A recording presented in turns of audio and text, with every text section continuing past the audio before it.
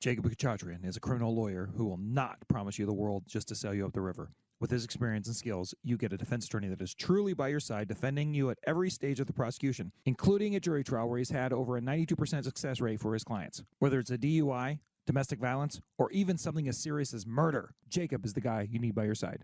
That's Jacob Khachatryan, attorney at law. Call 747-755-5555 for Jacob Khachatryan, criminal defense. Thank you. This is Maurice Jones-Drew, and you're listening to the What's Bruin Show.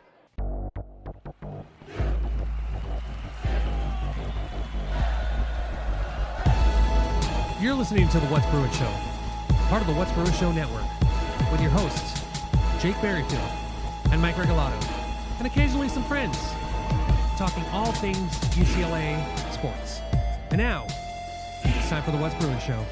Well, hello and welcome to What's Bruin. I am your host, Jake Merrifield, and I'm joined here by my good friend, Mike Regalado, who is making me podcast during the World Series Game 4 of the Dodger game. We right when I sat down, there was a grand slam hit. Now the Dodgers are trailing 5-2. I'm hoping for a sweep, so that way Freddie can keep his World Series home run streak intact without having to hazard it next game. But, oh well, the Dodgers are up 3-0. We're hoping that they come through in this series. Odds are in their favor. But Mike is making a podcast. I'm not happy about it. Mike, what do you have to say for yourself, you jerk? Go Dodgers. That's true. Go Dodgers, indeed. Yeah, we'll say that for sure. Oh, wait. Why isn't that playing? That should play. I don't know why that's off. Oh, wait. The sound's down. Applause for the Dodgers. There you go. Anyways, What's Bruin Show on the What's Bruin Show network. Lots of great shows on one great feed. I guess there's a couple in the can episodes of the bare minimum, me talking to my daughter about being the marching band at Cal Berkeley. And then Jamaal has been doing some West Coast biases now and again, especially now because he's so excited about the Dodgers. Even though, I'm going to put Jamaal on Front Street right now a little bit because I looked at his tweets from yesterday, a game in which the Dodgers won the World Series game, and they never were in worse shape than being up 2-0. Yeah. Like they're up 2-0, then they're up 4-0, then they're up 4-2, and then the game is over. Yeah. So it's not a no stress game, of course, because of, as we just saw, four runs can be put up with one swing of the bat, given the right circumstances. But still, if there was a game in which you're going to be saying things like, I hate this team and yada, yada, yada, that is not that game. I mean, come on, Jamaal. I'm sure he's having a much worse time now, looking at Landon Knack trying to get, people out and whatnot. But come on, Jamaal, be better than that, man. Just relax, bro. It's okay. Anyways, I'm sure he'll do a West Coast bias if and when, and hopefully when, the Dodgers win the World Series on the back of Freddie Freeman, the straight baller of Los Angeles this week, for sure. Just a baller, man. He's just a baller, man. He is not mortal. He is not mortal. Dude, especially he is of the gods. My God, it's just unbelievable. It's one of the most unbelievable performances I've ever seen. I asked the Godfather, Jim Mendat, Sports Encyclopedia, if there's ever been anything like this, and he said, Reggie B. Jackson, for the Yankees Mr. in the October. 70s was had an unbelievable, few games or whatever. But this, six consecutive games with a home run, the grand slam, walk off, unbelievable. The greatest bat flip of all time. Yeah, I'll go to my grave saying that. I'll never say anything to top that. So absolutely wonderful. Anyways, that's enough baseball talk on the What's Bruin Show. What's Bruin Show on the What's Bruin Show Network. Thank you for your support. whatsbruinshow@gmail.com, whatsbruin.substack.com, or patreon.com/whatsbruinshow, or just whatsbruinshow.com. If you would like to support us for a couple bucks a month, we'd appreciate that. $2. And you can also get merch on the My Locker site, listen to the notes. You can also watch us on YouTube along with a slideshow. Just search What's Bruin Show on the YouTube. Look for the UCLA stuff. And also you can call the hotline, 805-399-4WBS. Suck it, Rated Troy. Suck it, Rated Troy. And suck it, Yankees. Okay? I know you're leading this game. Yeah, LA's better than New York. It's 5-2. Go to the grave to say that. Yeah, absolutely. Well, way better. Well, and then the fans, we're so much more polite fans. I mean, think about, Mookie's home run that got stolen from him by the Mets fan, I think in game 1 or 2 of the series, the last series, the NLCS. Yeah. I think it was the NLCS, not the DS. But the Mookie hits a home run, and the Dodger fan just lets the opposing player reach into the stands over by where I sit normally and catch the ball unimpeded. Meanwhile, in New York, Mookie has to go into the right field wall to catch a ball and a mailbox New York head literally opens his glove and flips the ball out like that. I don't know if anything says LA versus New York more than that. Yeah. And you can make whatever commentary you want, but that's some crazy shit right there. Seriously. That's a crazy play. Anyways, I'm sorry. Some guy tweeted at me, New York's better because New York works and LA doesn't. I was like, the hell does that mean? It doesn't mean anything. It's just nonsense. And by the way. Oh, but yeah, really quick, by the way, Sunset Boulevard, Hollywood. We love it. We love it, but that's not only LA. That's true. Got the Valley, the LA's East Side, down by Long Beach, Pedro, West Side. Yeah, LA's better. And by the way, I agree with you, but I love New York. Oh, God. I love New York. It's Yeah. not like it's Boston. Like F Boston all day long. Like normally in normal circumstances, I love New York. But in this case, no. Jankies are going down. Oh, New York is a great place to party. Oh, it's wonderful. Love it. It's a wonderful place. Great food, great sights. Yeah. Anyways. We haven't talked about UCLA football at Hey, all so far. Call the hotline. So, with that being said, Mike, do you have any headlines? Just two more reminders than they are headlines. With Mike Regalado. Mike Regalado. The UCLA men's basketball team gets things started on Wednesday, October 30th. Wowza. As it's an exhibition game against Cal State Long Beach, Cal State LA. Are they going to win this one? Huh? Are they going to win it? Yeah, but we heard from Mick Cronin earlier today, and he said that he wasn't really trying to win that game. He was trying to like set things up. He said, on a scale of 1 to 10, what what kind of shockwave did that exhibition secret loss to San Diego State? For the negative Nellies, like it's the end of the world. No, the end but of the like world. in the real world, It doesn't. I don't it's think like it a negative 72, right? doesn't Like, mean, cares. Yeah, nobody cares. Yeah, negatives. Yeah, exactly. Stop Negative 72. So the Bruins are up, and Mick Cronin. The Bruins lost that secret game, but That was SDSU, right? Was it? No, it was SDSU. Long Beach. Yes, And you say- SDSU. Yeah, Go Aztecs. San Diego State. But Mick Cronin was tinkering, and I think that's what he's going to be doing for at least the majority of the non-conference. He has so many guys, and he has to figure out exactly who's going to work best when. They got a lot of guys. And Bruins! They can do so many freaking lineups. It's insane. They can play big against bigger teams. They can go small. Just absolute depth. So I'm going to have my eyeballs are going to be on the Bruins for the first time on Wednesday night. I will be there at Poly Pavilion.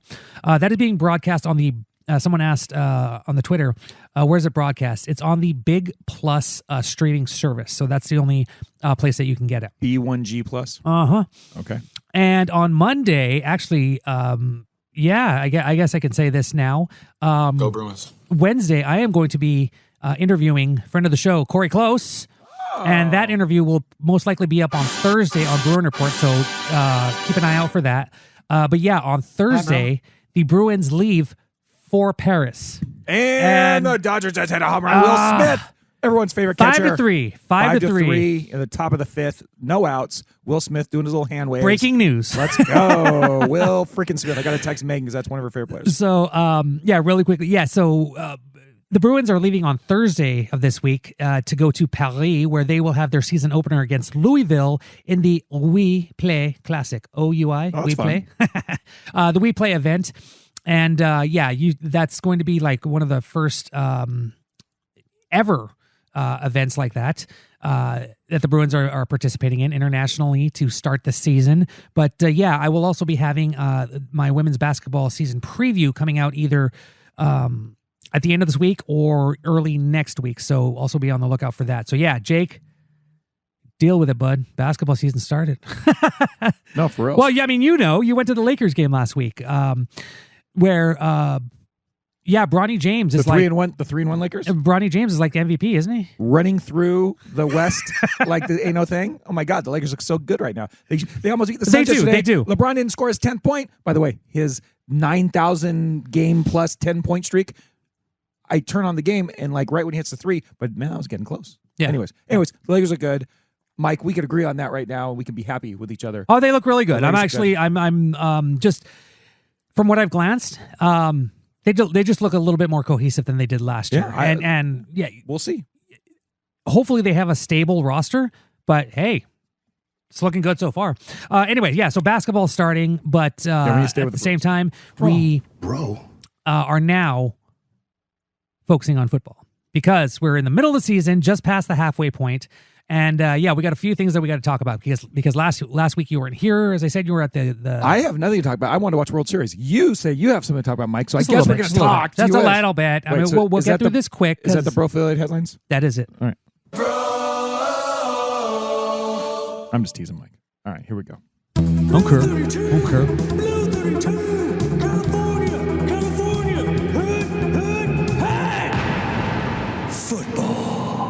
Okay, so before we get to the game that will be, Mikey, you said you had some things that you had been thinking about. So what do you want to think about? Hold on. Breaking news. There we go.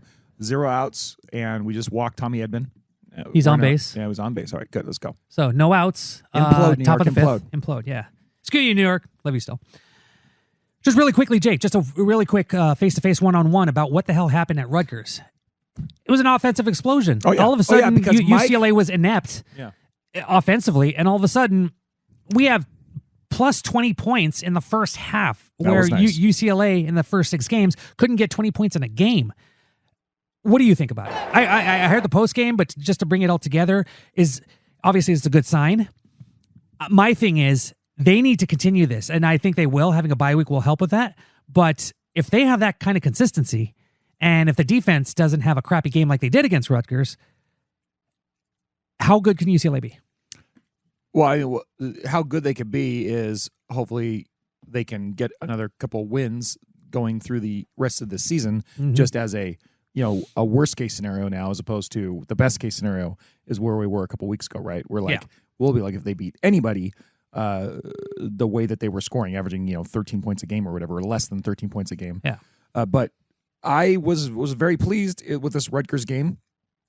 Obviously, with the way that the offense looked and Ethan Garbers played, his best game as a Bruin, like probably by far, even though we thought that he had more of this in him. Wow. But I think it all comes down to the fact that they absolutely changed their approach to how they were calling the games, and that basically goes towards Eric Bieniemy and his play calling. Yeah. And it was a dramatic shift. I think I laid it out on the post game, or I think I laid it out somewhere before this, and you were talking about it on yours as well, on the show you did too. But it's they are throwing deep with him. There's the before Penn State and then after Penn State. Yeah. He played the 4 games before or the 3 games before, and then he played the 2 after. And obviously Penn State was Justin Martin's game. Yeah. But before Penn State, Garbers was throwing the ball, trying to get the ball down the field too much. He was under too much pressure because he was holding on to the ball too long. They were not taking advantage of anything on the edges of the field, especially close to the line of scrimmage, and they were not running enough play action, and they were not getting the ball out quick enough. And then during Penn State, they started to call a little different, and that's, I think, one of the reasons why they did that, to benefit Justin Martin for sure, to try to do things he could execute. But then it also, hopefully, it seems like it made them realize that they could be a little more effective than that, more efficient. Yeah. And so the 2 games after Penn State, now Garbers has been much more efficient of a quarterback, peaking in this Rutgers game. Obviously, a little bit of that was Rutgers being a little bit undermanned defensively too, but UCLA still had to go out there and execute, and they did. And it's more pressing horizontally before trying to get vertical. That's huge. Yeah. More play action and just more trying to get the ball into your playmakers' hands. Close to the line of scrimmage, fine. They aren't going down the field as much, but it's just allowing them to be a lot more effective. And so, whether it's a couple of the bubble screens they ran, which they haven't ran that many, but they were effective. I know, Mike, you want to talk about how efficient Ethan was close to the line of scrimmage and over the middle. But it just was more efficient in pretty much every respect. And it was funny because it was such a contrast because Rutgers got all of their passing yardage at the sidelines, which UCLA couldn't stop. Their defense just could not get stops on the sidelines. But opposite of that, Ethan Garbers was just seeing guys in the middle of the field, just getting through the defense, getting through the zone coverage, and he just read the field really well. And it also helped that Rutgers wasn't. They had a few guys out. Still, you got to take advantage of that. Everybody has injuries, and UCLA did a good job of scheming for this defense. And look, it came up with almost 500 yards. That's insane. Garbers had 4 passing touchdowns, as well as that 49-yard rushing touchdown. Just insane what he was able to do. And really quickly, just a balls out move. And you talked about this, how, what was it? I think it was the second drive of the game, 4th and 1. Deshaun Foster goes for it. Yeah. Unlike the previous game. And that leads to a touchdown, drive. So a little bit more ballsier, a little bit more smarter. And, Garbers didn't have an interception. Woohoo! He fumbled the ball once, but still. Yeah, that's right. I know he fumbled the ball. Right. But that was just as clean of a game. Like you hardly ever see something like this where a team is just struggling. Then boom, they just explode offensively, and it was just good to watch. It was exciting. No, it absolutely was, and like I said, I was really excited to see them actually look like we thought they could look before the season started. And I just want to keep coming back to it because I think a lot of that damage early in the season, the futility was self-inflicted with how they were choosing to approach the offense. And hopefully, they're doing things to allow themselves to be more productive going forward. But it really is, it's nice. It's good they had this explosion. We're going to see whether it's more, was more Rutgers bad than Bruins good, but I think it was probably, if I had to quantify it, I would say it was more the Bruins just playing well than it was Rutgers being terrible, right? But on the other part of that too, though, is like the level of competition, even though they are playing some good teams going forward, the level of competition is much less than it was for games 2, 3, 4, and 5. Yeah. Dramatically less. Mm-hmm. So if they're raising their play a little bit, right, and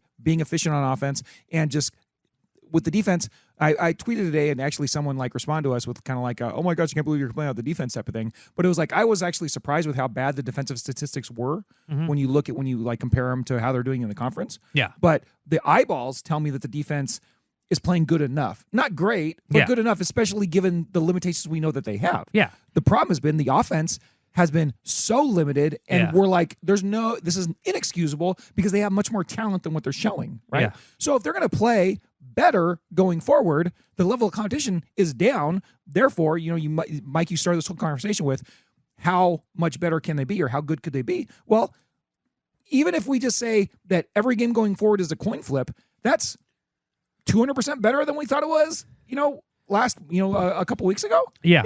Because no longer they no longer have a side of the ball that is completely non-functional. Mm-hmm. So personally, I think that going forward the rest of the season, I think they're in a bunch of coin flip games, and those coin flips could go your way, or maybe they lose some close ones. But I don't think they're going to be absolutely, curb stomped and beaten down into submission like they were earlier because they have a better approach. Yeah. Before the Rutgers game, I was looking at this. I've been monitoring it. UCLA was given a 24.5% chance of beating Nebraska. All right. Currently, that has gone up to 32.2. Still not a great chance to win. But that's a hell of a lot better. Like ESPN, UCLA went up in all of the rankings and as S&P pluses, the FPIs. So people are noticing. And that's good because that's what we've noticed in the last two games. And let's be clear, they're still a below mediocre team. Oh yeah, they're still 2-5. But this last game maybe makes everybody think they're no longer one of the worst teams in FBS. No, because statistically, that's something I tweeted out today, and that's some of the things that I want to get out there just because, they have a chance to improve on all this stuff, but there are some alarming statistics with this team right now. The biggest one for me on defense, the most alarming one was they are 55% on opponents' third down percentage, which is not only last in the FBS, it's the worst third down percentage in the last 10 years of FBS. Wow. The college football stats.com. I hate it. They used to go back to 2003. Uh-huh. Right now, they only go back to 2016 without the paid service, I guess. So that's really obnoxious to me. But there's been only one team since 2016 that had a worse third down percentage than the Bruins right now. I'm talking about opponent field goal third down percentage, and that was a La Tech team or a Louisiana Monroe team. Yeah. That was at 57%. But in 5 of the Bruins 7 games, they've allowed over 50% on third downs. That's a big problem for your defense because you can't ever get off the field, right? To me, that was the most alarming stat for the defense.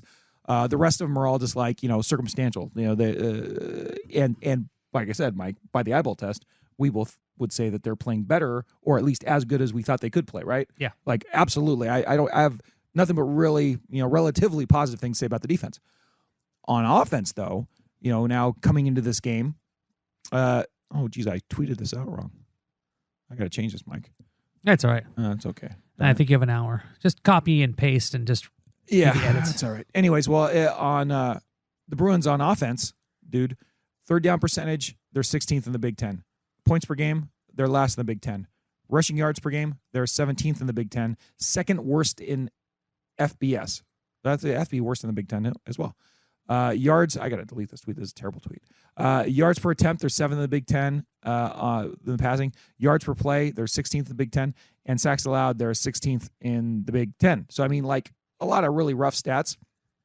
And you're going to get that when you have just dreadful performances week after week after week. So here's hoping that going forward, they can kind of improve that, because there's nowhere but up considering where this offense was. Yeah. I mean, just looking at some of the stats, after the Indiana game, UCLA was had 380 yards of total offense, 226 in passing offense. As of now, UCLA has 302 yards of total offense, 237.6 of passing offense. Now, total offense still not good, 125th overall, but the last 2 games have really brought that out.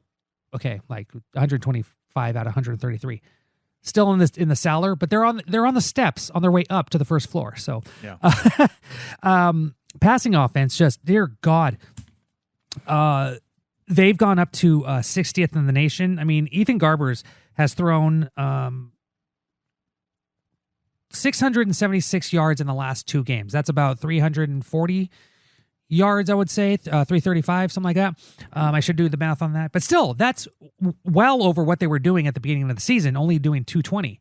When you're well over 100 passing yards more than just a few games ago, that's a hell of an improvement.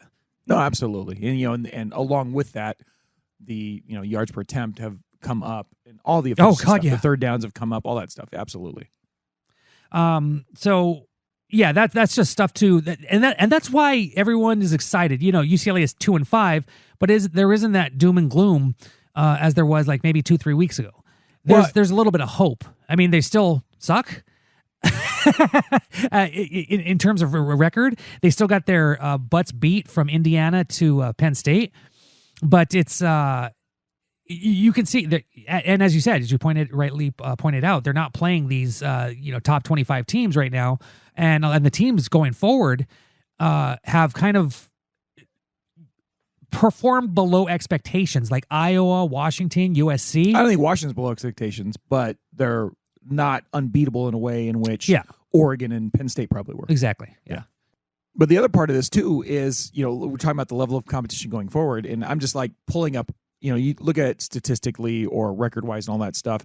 Certainly there are a lot of teams in the Big Ten that are going to be worse than 8-0 Indiana, 7-0 Penn State, 8-0 Oregon, right? And then you throw LSU in there as well.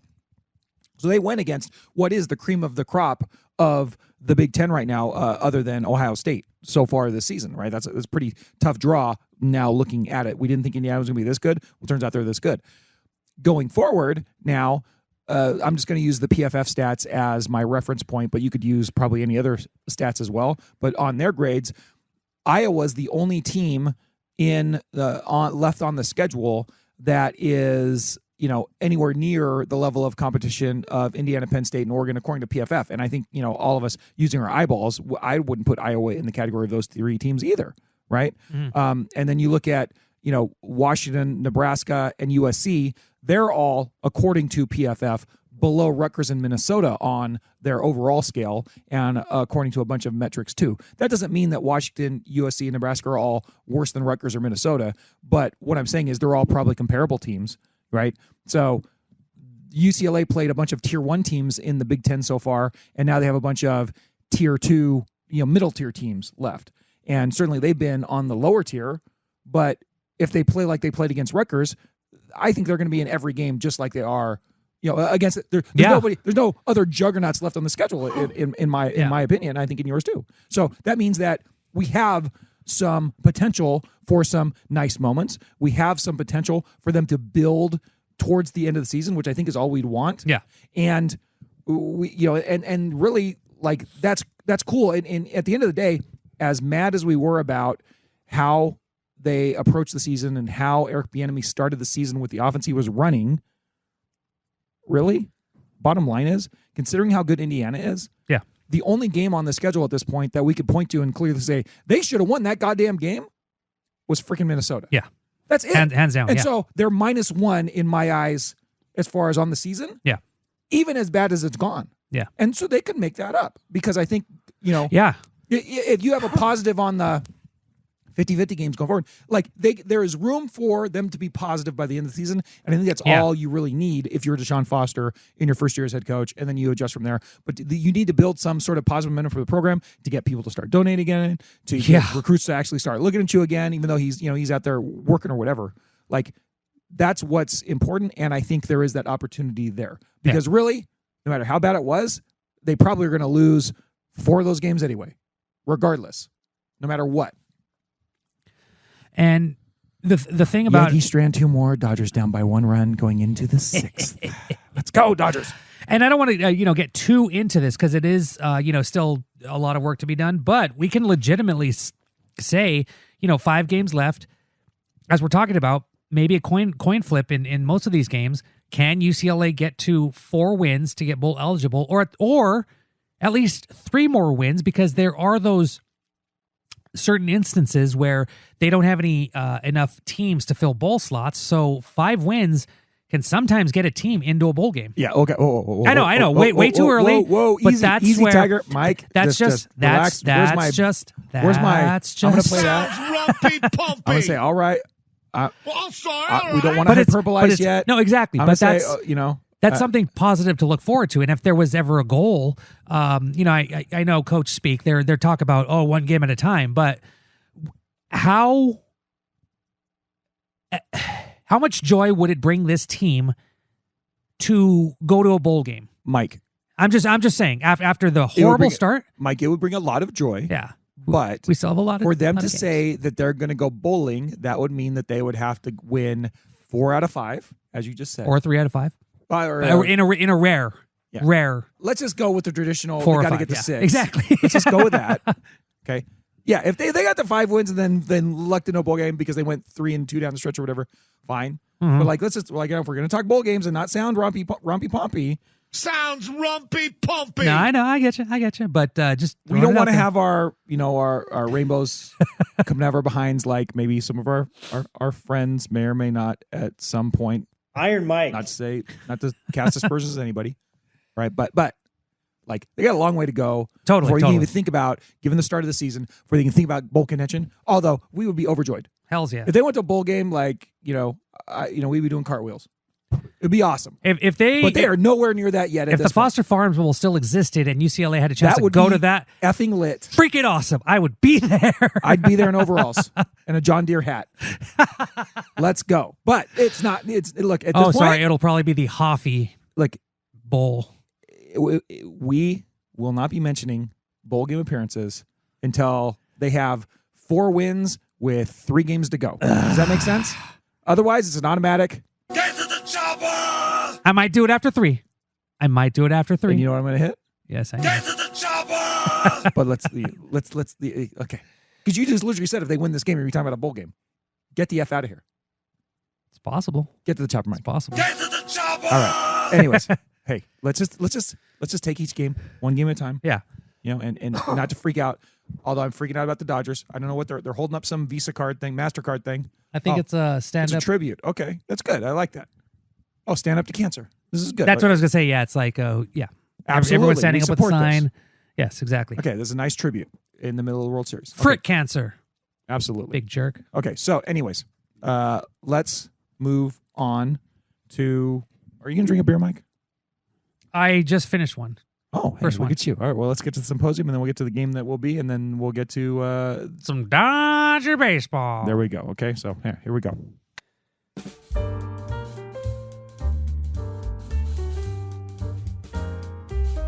Do you think we drink too much?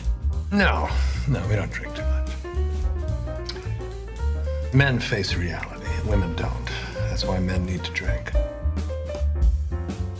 I hate it when podcasters talk about what they're drinking. That little weirdo makes the best companion I've ever had. What else am I gonna drink, Bob? A fucking Fresca? No Frescas tonight. It's the What's Brewing Symposium. Of course, Symposium is a conversation over drinks, and that's what me and Mike are having right now. He already had one beer. He's got another one. Mm-hmm. It's a Sam Adams or something, an orange bottle. What is it, Mikey? Sam Adams Oktoberfest. I figure since fun. we are watching the Fall Classic, we are just ending October, and All Hallows Eve is in a few days. Wanted to get to this. I realized just because it's so freaking busy, and it's going to get even busier in November with the basketball football crossover, did not go to an Oktoberfest. Very mad. So this is the closest thing I'm going to be able to do with any Oktoberfest. Sam Adams Oktoberfest. Very good. What are you drinking, Jake? I'm in myself an Aperol Negroni, which I decided is the Negroni I can drink because I really don't like Campari, which is a very, very, very, very, very bitter thing that goes into a Negroni. Hey, sub that with the Aperol. So then you got an ounce of Aperol, an ounce of sweet vermouth, an ounce of your favorite gin, and now all of a sudden you got yourself, put a little lemon slice in there, and now all of a sudden you got yourself a Negroni. And with Aperol. And I like it. I like it quite a bit. It's very yummy. I had one at a bar the other day and I stole the recipe. Anyways, thank you for supporting What's Brewing Symposium. For just how much, Mike? $2. $2. You can send the What's Brewing Show into the future. You get some special shows now and again. You get to join the Slack channel, which I feel sorry for all you slackers out there. I've been slacking. I've been neglecting you because, the Bruins had an off week and all that stuff. But Jack and Seamus, Nancy, Dez, all you folks, we love you so much. And we thank you for your support. And, hey, you can send the What's Brewing Show into the future by doing that. But, until then, thanks for listening. And let's get to the game that will be. Thank you for joining the Symposium. And go Dodgers.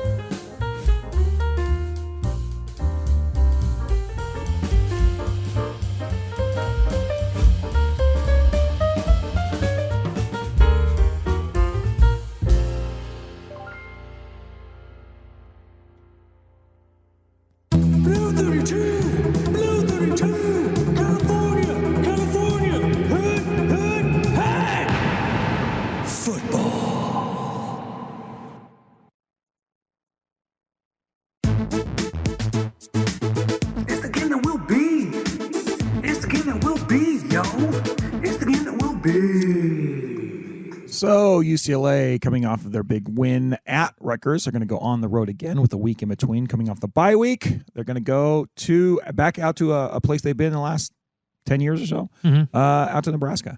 They're going to take on the Cornhuskers, who are 5-3 overall, 2-3 in conference, coming off of a tough game.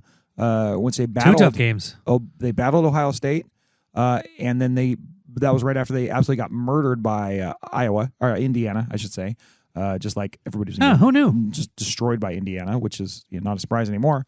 But I kind of feel like looking at that Nebraska game against Indiana, they might have got caught by a very good team, catching them on a look-ahead week for them. And Ohio State, who battled Nebraska this last week, 21-17, sort of came down to the wire, even though Ohio State was up early in that game and then Nebraska came charging back. I think Ohio State got caught looking ahead towards Penn State this week, right? So it's just kind of the ups and downs of conference play. Those damn trap games. Yeah, absolutely. But anyways, UCLA comes into this game as a almost touchdown underdog. It's 6.5 right now, I believe. It opened at 7. Mm-hmm. So that's come down a little bit there. Mike already said it, but ESPN has them at a 68%-ish, just under 68% chance of losing this game. So 32% chance of winning the game, Yeah. according to the ESPN win predictor. God damn it. Darn it, the Yankees hit a home run, Jerks. and now it's 6-4, and that home run sucks against it's Austin Wells. What a joke! People are like, what? Yeah. People are going to be hearing this and go, oh my God, what? No, they already know what happened. they already watched the game. Anyways, Yeah, exactly. so but Nebraska is they're kind of licking their wounds a little bit after being at Ohio State. They have a home game after 2 road games in a row, and they're looking to kind of get right against the Bruins. I guarantee you every fan in Nebraska is going to be expecting a win for the Cornhuskers in this game. And so the Bruins can just come in, and as we've, it's a familiar refrain at this point, but I think the Bruins have nothing to lose at this point this season, and they've shown a little bit of improvement. They had a bye week to regather themselves, and now they can just kind of let it all hang out. Let it all hang out. Nice pull. That's We go, yeah. So I love the 60s soul. Me too. Rock. Yeah, but Yeah. There's really nothing left for them to do other than to go out there and try to play well. And I think cutting in their favor is the fact that the Cornhuskers, they've had some good games this year, but they also, I don't think they're really that much better than either Rutgers or Minnesota. So if the Bruins play, like they've played the last couple of weeks, I think they'll at least be in this game. And I think that's all you can ask for, given where we are in the season. Mike, what are your first impressions of this game? It's interesting because they started 5-1, and then they ran into a buzzsaw, as you said, in Indiana, and had a hell of a game against Ohio State. Although there were a lot of issues with officiating in that game, but still, the fact that Nebraska's defense is pretty legit. It's their offense that kind of similar to UCLA that had trouble in the last 2 games. But overall, they kind of match up pretty well. UCLA's pass offense is improving. It's 60th in the nation. Nebraska's pass defense, 118, which that will serve UCLA well if Eric Bieniemy plans right. Because UCLA's rush offense, 133rd in the nation, UCLA isn't going to run the ball that much, which is good because Nebraska is 12th in the nation in rush defense. So if you can stay away from that, hell, perfect. The Bruins already weren't going to rush very well. So exactly, yeah. Yeah. And then on the other side, Nebraska's pass offense, 63rd in the nation. That's good for them because UCLA is 115th. Even though UCLA has some studs and they've done some pretty good stuff, in the middle of the game, thrown to the sides, as I said, against Rutgers, they just found the holes in UCLA's defense. So that's an advantage for Nebraska. But also, if Nebraska tries to run the ball, which they will definitely not try to run as much as they pass, Nebraska's 102nd in the nation, while UCLA is 13th in rush defense. So for both teams, there's some plus and minuses where they can attack the other team.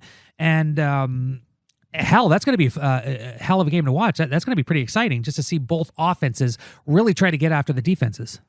I absolutely think that's very true, Mike. I am a little bit concerned because Nebraska seems to have a pretty decent pass rush.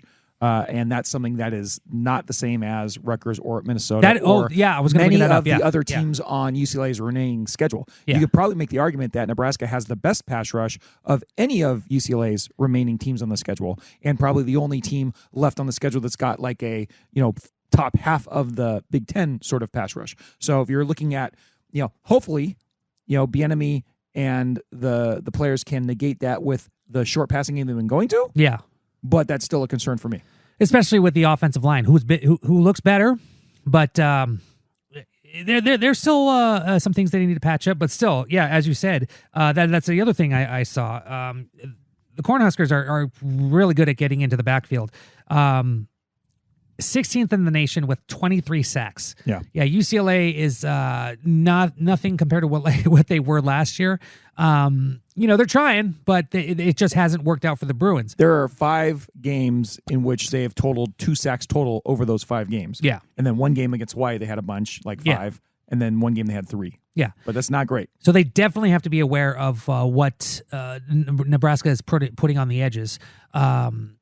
other than that, yeah, as you said, to counter that, little quick passes here and there, dink and dunk from, and that's what they've been doing. And spreading the ball around the field, like not just running the middle screen over and over and over, yeah, like get exactly. it to your receivers and those kind of things. Yeah, and that's what we kind of saw in the last last 2 games at least. Certainly the last game, right? Yeah. And the other part of this that I want to talk about, and Mike, it goes towards you're talking about the Nebraska defense. When you watch the Indiana game and then you watch the Ohio State game, Indiana was able to just mash Nebraska on the ground. And I don't think UCLA is going to be able to do that. But what I'm saying is that Indiana's strength was running the ball, and they ran it right down Nebraska's throat. Oh, God, yeah. And then Ohio State, like they certainly were able to get a lot of passes deep on the Cornhuskers, especially at the beginning and at the end of the game. Yeah. But they really took advantage of them through the air. And so really what I'm saying is like an offense that's performing competently has been able to kind of do what it wanted to against this Nebraska offense. Not to compare the very competent offenses of Indiana and Ohio State to UCLA, but last week we saw UCLA performing competently at least. So, I mean, what I'm getting at is that if the offense can actually play okay or pretty good, we know they have good athletes, they might be able to get some stuff done against this Nebraska defense. Is not as imposing as maybe we would think. But I think the biggest worry about it is that pass rush giving the Bruins problems. Oh, yeah, definitely. I mean, other than that, UCLA has seemed to handle the crowd, even though the Sea of Red is just something to behold. And I did want to mention this earlier, but the last time, what was it, 2015, that UCLA was there in Nebraska. This is why I love Nebraska. Just that tribute to Nick Pasquale. Sure. They did not have to do that. That was such a tear-jerking moment. And it helped, too, that Brett Hundley kind of led a comeback. Amazing game. In honor of Pasquale, but much love to Nebraska, and they definitely aren't the Nebraska of old. But Matt Rule, second year, he's been trying to get this team upright.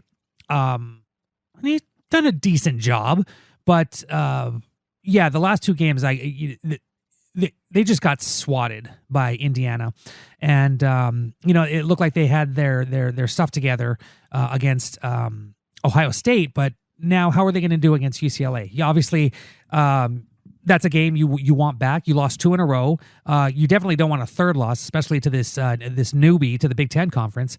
So Nebraska's going to be looking for some blood. But also UCLA should be doing the same thing. Now that they have figured out their offense to an extent, they got to go in there and they got to go in there conditionally. UCLA has to go in there and make their own Sea of Red. No, well, Mike, I like that. I'm sorry to step on your punchline. Yeah, it's all right. Yeah, you want to deliver one more time? Did. No. Yes. Sea of Red. So anyway, UCLA is going to be looking to really use their offense, which has been really efficient the last 2 games, and they're basically going to be they want to have their own Sea of Red.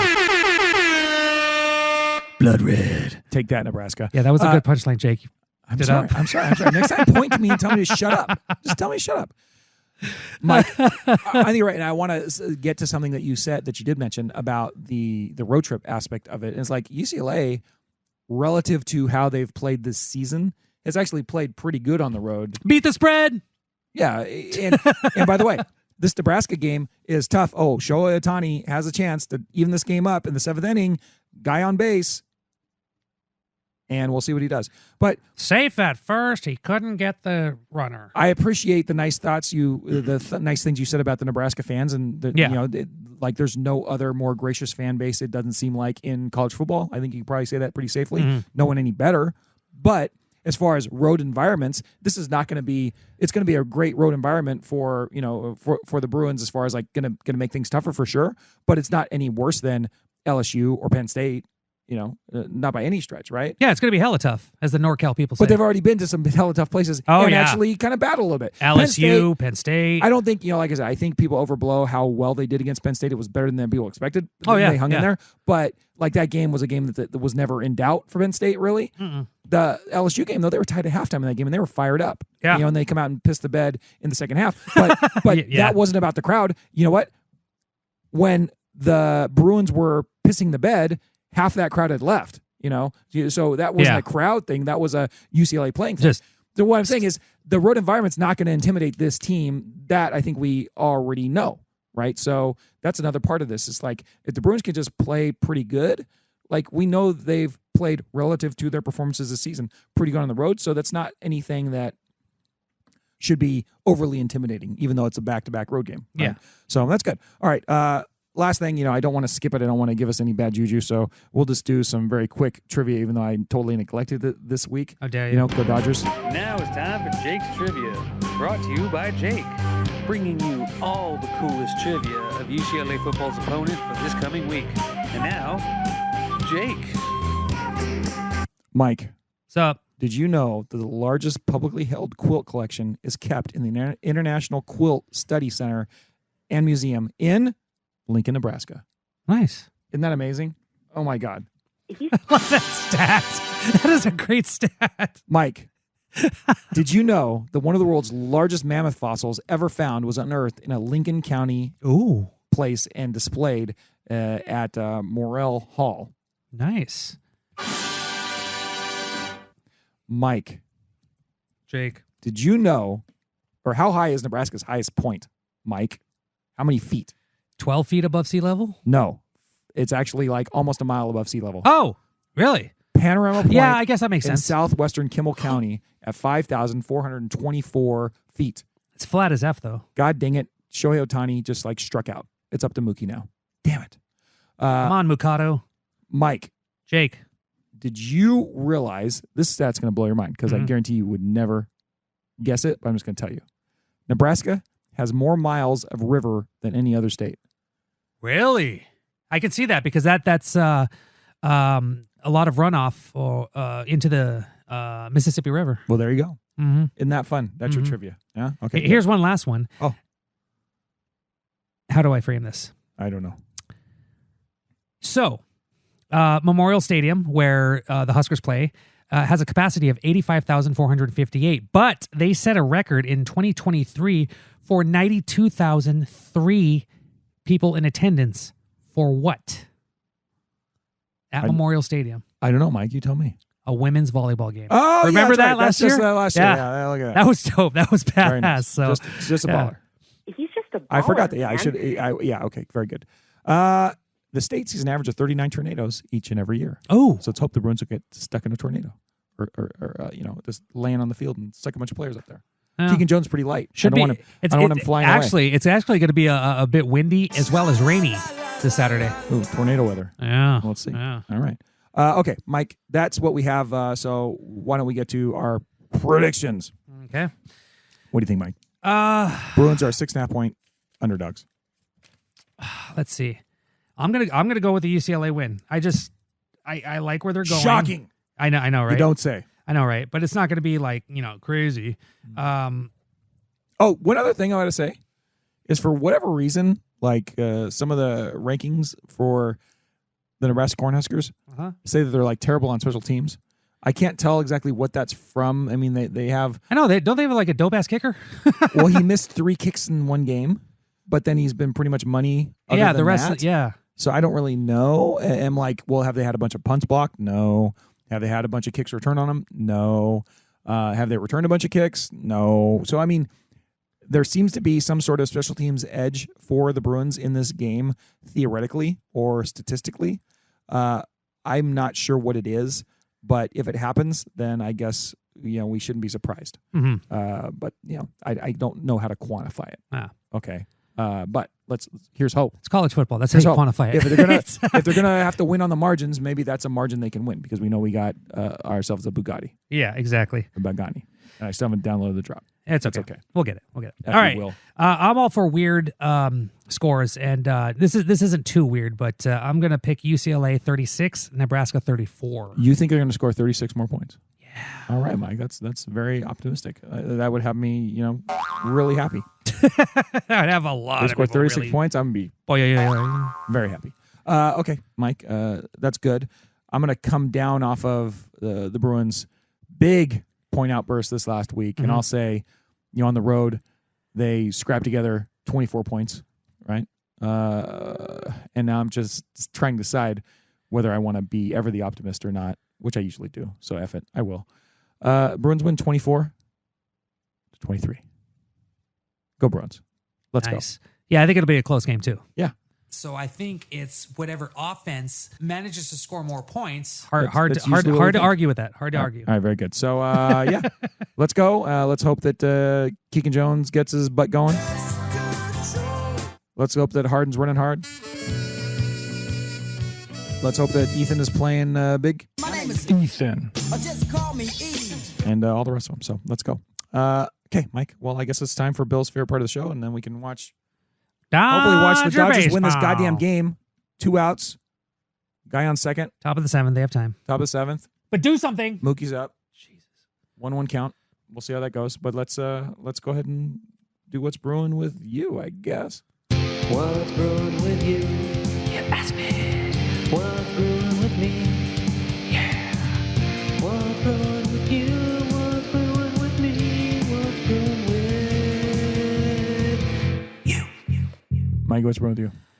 Oh, just what did he do? Yeah, it was a bye week last week, so I actually had time off. So I used that time to get some freaking rest, man, because this I complain about this every year, but it's real.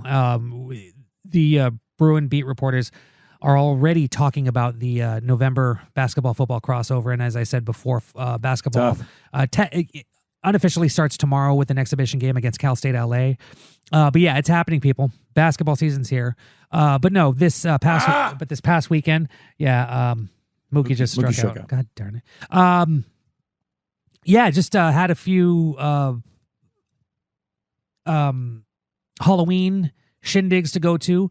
Friday met up with some old friends, bands and DJs. We went to Club Underground, which was pretty cool. Got all dressed up. And then I got invited to like this party at a bar, a holiday bar in East LA, and I went there. Nice. And I knew like 2 people there, and they were all busy with their stuff. And, you know, that place was all like cholo Halloweened out. It was awesome. I left early. So yeah, Sunday I just tried to get as much rest as possible. And just prep for, I knew this week was going to be big because I knew I had that Corey Close interview, as well as getting the preview out, basketball, all that stuff. So it's just prep for this next week, really. Jake, what's brewing with you? Mike, like you, I had some Halloween stuff. I actually bartended for the first time at a party, which is super fun to me. I did as a favor to one of my wife's friends, and I had a blast, dude. It was very fun.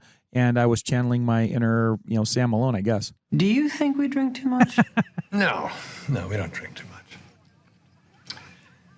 Men face reality, women don't. That's why men need to drink. Oh, that wasn't Sam Malone talking. That was Ted Danson, another character, but one of my favorite shows, bored to death. Anyways, but I had a lot of fun, dude. I wasn't sure. That was your first time bartending? Actually being it wasn't my first time serving drinks. I've done that as a host many times. Yeah. But showing up to a place, I thought walking in and somebody going, "Hey, the bartender's here," and then having a line of people lined up and be like, "Make me a gin and tonic, maybe this, pour me a glass of Chardonnay." I remember this one. I remember this one Halloween party. The Louvel people went. I swear, I thought that you were bartending with us. I was bartending. But if it was back then, number one, I was a non-drinker. Number two, I didn't know what the fuck I was doing. So if I was making some sort of drink. Oh, wait, you're thinking of more recent history, like at Jorge's house or something. Maybe. No, this was when we were at UCLA, Louvel situation. I didn't know nothing about anything at that point. Oh, okay. So if it was me, I swear I thought. I'm sure I that was something terrible. That was an infamous party where already lit. Where I was bartending and I did the stupid. Me and as we talked about on this last podcast together, Mr. Adam Swenson, we're bartending this party, and stupidly we drank. You don't say. An equal amount of what we served. And it's funny, I drove by your old apartment just the other day because I took Molly, part of my What's Brewing again, is I took Molly and Malcolm and a couple of their friends down to see the Tyler, the Creator, lip-syncing album launch party at the, what's the new Clipper Dome? Intuit Dome? Intuit Dome, yeah. And so that was kind of fun. I didn't actually go into the show because they just got tickets for them. Okay. They had a blast. Incidentally, we bought Malcolm tickets for his show at Staples in February, so I'll be going to that. But I dropped off into a dome and then parked my car at Starbucks right across the street and played video games the whole time while I was waiting for them to come out, and only got into one argument with only one hobo. She was a lovely lady, completely on crack and moved a mile a minute. But anyways, that goes without saying. That was fun. Seeing Intuit Dome in the flesh was really, really cool. I don't know what brought me to that segue. Something about bar. Oh no, I went by our old apartment. I went by my old UCLA apartment on 555 Glen Rock. Yeah. So wait, you went all the way by to yours, Intuit Dome. the Hoochie House. You went all the way down to Intuit Dome in Inglewood Sunday night. and what? Peeled off to go into Westwood? No. Molly wanted to stop somewhere at some store in Westwood. Oh, gotcha. Like Brandy Melville or something. Oh, So okay. they stopped. We stopped in Westwood for 30 seconds. Yeah. But on the way out, I was like, "Oh, this is where I used to live," and The that's Hoochie where Mike House. and Jorge used to live. Hoochie House. Mike lived in a place called the Dear Lord Hoochie House. Yes, FYI. And then that was kind of what's my what's brewing. And then the last part of my what's brewing is Mike, dude, I'm like totally a boomer, and it's really upsetting me. I bought this iPhone 16 Pro Max. Like every 2 years, I get a new phone. I got this phone. It's a nice phone. Okay. My habit. Do you like it? I think I love the phone. It's nice. Okay. It's faster. Is it the one with the AI? My main complaint about the iPhones is I replace them generally every 2 years because every 2 years shit starts to kind of slow down a little bit. You know? Uh-huh. Yeah. Otherwise, it's exactly the same as my old phone. Yeah, I'm thinking about that. I'm noticing some slowing up and on my phone. I'm like, That's literally all it is. It's Yeah. just, it starts slowing down. So anyway, so this phone is perfectly fine. I like a little trigger on the side and whatnot. But my habit for the last, 20 years is at night, I turn my phone off, and then in the morning I turn it back on. And that's supposed to be better for your phones, resetting and all that stuff. It's fine. This particular phone, and your mental health. this Apple 16 Pro Max, whatever, twice now I have turned it off, and when I tried to power it up, it would not power back on. Whoa. Now, the first time it happened, I'm like, what the F? And I look up online how to do the hard reset. And basically what you do is you hit up volume, down volume quickly, and then you hit the side button and then let it go. And it's supposed to hard reset. Oh. This happened last week to me. I could not get it to hard reset. Okay. Interesting. And so this happened at 5:30 in the morning when I'm waking up. I don't have a phone all day. I end up having to go to work with an iPhone 9 that I used to go to sleep with, only on Wi-Fi with no cell service. Yeah. Texting people like I had no numbers or anything. It was a freaking circus. Yeah. And I'm working in a trial, and it's like it was just a total circus, total terrible thing. I made a point for the Apple Store that night, so all day without a phone. Then I go to the Apple Store. I'm like, dude, it's just a brick. It's just sitting here. It won't power up or nothing. I tried to do the hard reset a dozen times. I gave it to 2 other people. Yeah. Tried to do the hard reset. Nothing worked. While I'm saying the sentence, like 15 seconds, the guy's like, oh yeah, hard reset right now. Here it is. I went to the store, made an appointment, and he hard reset it like this instantly. I was so pissed. I'm like, oh my God, you son of a bitch. I'm so mad at myself right now. I had something. And I was like, show me how to do it. And he showed me how to do it. Okay. Mm-hmm. Smash cut to this morning, does the same thing again. I'm like, oh my effing God, this fucking phone won't turn on. Yeah. And then I realized, guess what?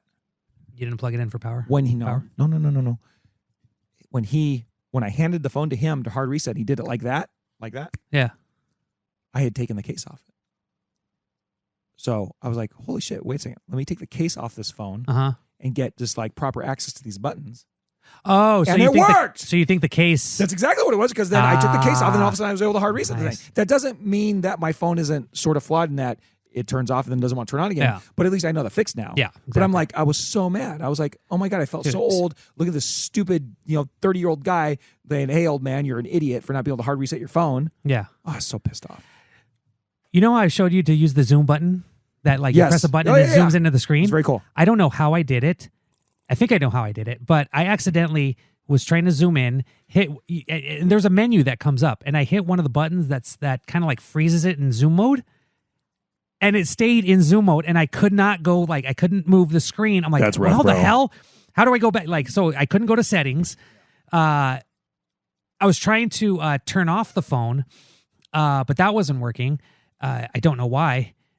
So I said, I just by chance, I was like, hey, Siri, shut off the phone. And I saw a corner of a message said, do you want to confirm turning this off? I'm like, yes. Shut down, comes back up. It was normal. I'm like, son of a... Thank God. That was a pain in the ass right there. Freaked out for 10 minutes. I was like, how am I still in zoom mode? And I was thinking, I was like, I still have about 70%. So if I keep it on and let it drain, it'll turn off. But I was like, this is stupid. Yeah, so mad. yeah. I can't tell how mad I was. Sometimes technology sucks. Anyway, Absolutely. Anyway, sorry. All right, Mike. All right. Well, very good. So we'll be back. I'll come back with a post game for the Nebraska show sometime on Saturday. What time was the game at, Mike? 12:30. Oh, good. Okay. So early game. By the way, if you're gonna call. Oh, you know what? Gee whiz, there was a call that I forgot to play, and retroactively, maybe I'll have put it in. And Cool. retroactively, maybe I won't have. my apologies to you if you called. We love you. And look, Dodgers playing the World Series. Forgive me. Yeah, we got to go. So, anyways, I'll come back with the post game. If you want to call sometime after the game, and there'll be plenty of time. And I'll put your calls on that show. And if they don't make it for that, they'll make it for the Tuesday show. Me might come back and talk about Nebraska and then the following game. With that being said, let's hope the Bruins play at least somewhere in the neighborhood of how well they played against Rutgers. Let's have a good weekend. By the time we get to Saturday, God help me if the Dodgers are in some sort of Game 7 situation. Oh, okay. The Dodgers are now it's 6-4, end of the 7th. The Dodgers have 6 more outs to score 2 runs. Anyways, and Freddie Freeman's up. They better wrap this gosh dang World Series up. Yeah, by the time we get wrap to it up Friday, now. Saturday. Wrap it up I'm just tonight. saying it. All right. Tonight. That'd be nice. Sure, it's gonna be like freaking Armageddon when I get home if they win tonight. But hey, let's have that Mike run through a war zone. Anyways, let's do it, please. But with that being said, thank you for listening, and go Bruins. Good evening. Smoke 'em if you got 'em. That was the What's Bruin Show. Try us tomorrow. Same bat time, same bat channel. It's got to be in or out, Mom. In or out. Well, I need the door closed. Thank you for your cooperation. Dude, Rob, we play some ball on the West Coast. The final word is boob.